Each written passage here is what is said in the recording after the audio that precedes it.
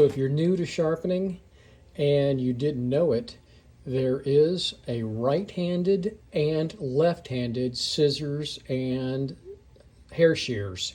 So I'm going to show you how to tell the difference.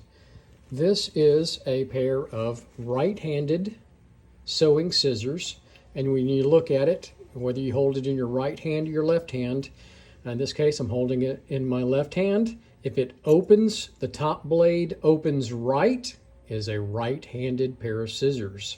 So here is a pair of left-handed scissors. The top blade does not open right, it opens left.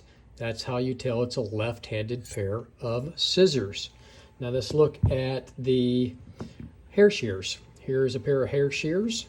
Okay, well, let's do the right ones first. So right one, top blade opens right.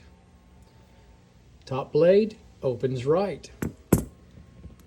Left-handed shears, top blade opens left. So now you know what to look for before you start sharpening a pair of left-handed sewing scissors or a pair of left-handed hair shears. There is a difference, and you need to know how to sharpen them correctly on whatever machine you use. I hope this is helpful. Take care.